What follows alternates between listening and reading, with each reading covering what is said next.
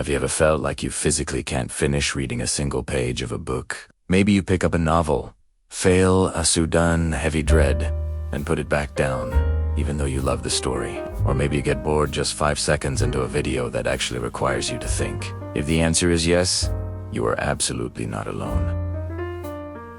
Welcome to the club. You are suffering from what the internet has so accurately named brain rot. Welcome to Brainburst. Today, we're taking a break from quick, satisfying facts to dive into a scarier reality, something that is happening inside all of our heads right now, eroding our ability to focus, think, and even feel. It's not a medical emergency, but it is a mental crisis. What exactly is brain rot? Why have so many of us turned into digital zombies? And most importantly, how do we save what's left of our valuable brain cells? Let's be clear up front.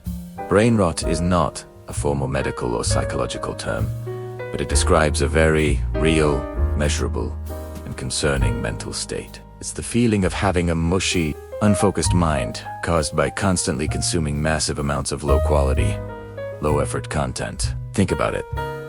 You spend hours scrolling, yet at the end of the day, you feel mentally exhausted but somehow completely empty. That's brain rot setting in. Before we panic, we need to understand the mechanics. What is actually driving this rapid deterioration of our collective focus? There are two primary culprits working together to transform us into attention deficit adults. The first and most powerful driver is what I call cheap dopamine addiction. Social media apps are not built like libraries or communication tools. They are designed exactly like slot machines. Every time you swipe down, you are hitting the lever, hoping for a novelty payoff, new notification, a shocking headline, a funny meme, a quick hit of validation. This process releases dopamine, the pleasure chemical. Crucially, it's a cheap hit. It requires zero effort. Your brain quickly gets addicted to these easy rewards, and it stops wanting to work for hard rewards. Think about the difference.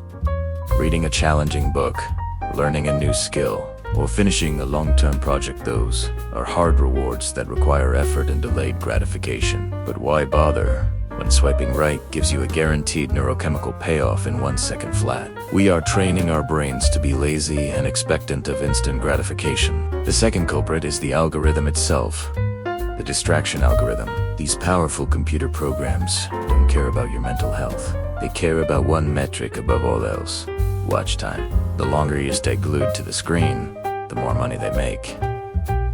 So, what kind of content keeps you glued most effectively? Content that requires zero thinking, zero emotional investment, and zero critical analysis. This is why you are constantly fed random dances, 2-second reaction videos, snippets of petty drama, and repetitive clips recycled across multiple accounts.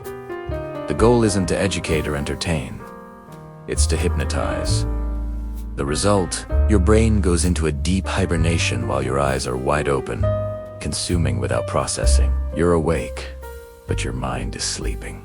You might be saying to yourself, "So what? I'm just killing time. I'm relaxing after a long day." I'm sure we all need downtime. But the damage caused by chronic brain rot is far deeper and more insidious than you think. It's not just about wasting an evening. It's about fundamentally changing how your mind works, and not for the better. Let's look at the 3 major ways brain rot harms you. First, the goldfish effect, or the death of attention. Studies have been suggesting for years that our collective attention spans are shrinking dangerously low. Some highly dramatized studies even suggest our attention span is now shorter than that of a goldfish, which is roughly 9 seconds. While the goldfish comparison might be slightly exaggerated, the trend is terrifyingly real. When you train your brain to seek novelty every 3 seconds, it becomes physically and mentally painful to focus for 30 minutes straight. This makes it excruciatingly hard to study, to perform deep work at your job, or even just to sit and listen to a friend tell a long, nuanced story without automatically reaching for your phone to scroll.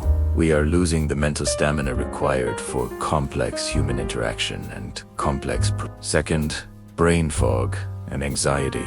When you continuously stuff your brain with thousands of useless, disconnected pieces of information every single day, the celebrity gossip, the random facts, The 5-second meme trends, there is no room left for deep thinking, reflection, or creativity. Your mental hard drive is full of junk data. This overload doesn't lead to peace. It creates a permanent state of low-level background anxiety. Your mind is always trying to process the sheer volume of noise. It's like trying to have a serious, private conversation in a crowded, noisy room that you can't silence or leave. You feel that perpetual buzzing sensation, that inability to truly relax and think clearly. That's brain fog, fueled by digital anxiety. Third, emotional numbness. This is perhaps the most concerning effect on a social level. Constant, instant exposure to shocking, intense, or incredibly fast-paced emotional content. Whether it's political outrage, tragic news headlines, or performative emotional breakdowns, we are constantly seeing high-stakes emotion, but only for a fraction of a second before we scroll to the next thing. This trains us to detach. We lose the ability to truly empathize or connect deeply with others. Because we are trained to treat intense emotions like disposable content, we are conditioned to just tap the like button, maybe leave a quick comment, and immediately scroll away to the next stimulation. This disconnect damages real-world relationships and our ability to respond appropriately to serious situations. This all sounds bleak, I know, but here's the good news. The scientific lifeline. Your brain has an incredible quality called neuroplasticity. It means your brain is not fixed. It is constantly adapting, changing, and rewiring itself based on what you feed it. If you feed it junk, it gets lazy. If you challenge it, it grows stronger. You can absolutely rewire it away from brain rot and back toward focus and clarity. But just like getting physically fit, this requires work. Here is the simple 3-step recovery plan for reclaiming your mind. Number 1, the dopamine detox. The goal here is not to quit the internet forever, but to fundamentally reset your expectations for reward. Set aside a mandatory time every single day. Start small with 1 hour, and try to build up to 2 hours with absolutely no phone, no tablet, and no screens. This isn't a time for chores. It's a time to let your brain feel bored. Boredom is not the enemy. Boredom is the quiet, fertile soil where true creativity, reflection, and deep thinking grow. When you feel that urge to reach for the phone, sit with the discomfort. The initial anxiety and restlessness are signs that the detox is working. You are proving to your brain that instant gratification is not always available, forcing it to look for deeper, longer-term rewards. Number 2, consume long-form content. This is how you retrain your attention muscle. If you only lift tiny mental weights, you'll never get strong. You need to force your brain to focus for longer, uninterrupted periods. Make a conscious choice to replace 50 short, viral clips with 1 hour-long documentary, or one entire chapter of a book, or a structured, long-form podcast, where the host actually develops a single thought for more than a minute. By engaging with complex ideas that take time to unfold, you rebuild your mental stamina. Think of it as cardiovascular training for your focus. It will feel hard and uncomfortable at first to allow one to jump ship or multitask, but stick with it. Every time you successfully hold your attention on something long, you are rebuilding the neural pathways for concentration. And number 3, create instead of consume. This is the ultimate mental shift. Stop spending all your time watching other people do things, and start doing those things yourself. Switch your brain from passive receiver mode to active creator mode. Learn a new, tangible skill. This could be anything. Writing a short story, drawing, learning an instrument, coding, gardening, or even just cooking a complicated recipe from scratch. When you create, you engage the higher-level cognitive functions that brain rot suppresses: problem solving, sequencing, and fine motor control.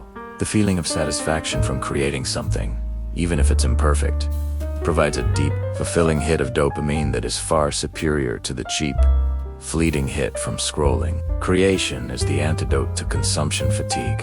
Brain rot is, sadly, the hidden tax we pay for living in this hyper-connected digital age. But you absolutely do not have to pay it. You don't have to surrender your focus or your mental clarity to the algorithms. Reclaiming your mind, mastering your attention, and choosing intentional focus are perhaps the most powerful and revolutionary skills you can develop for the future. If you are listening to this right now, and you made it all the way to this final minute, congratulate yourself. You successfully fought the urge to scroll, to click away, or to multitask. That is proof positive that step 1 has already begun. Don't forget to subscribe to Brainburst for facts that feed your mind and help it grow, instead of destroying it. Peace.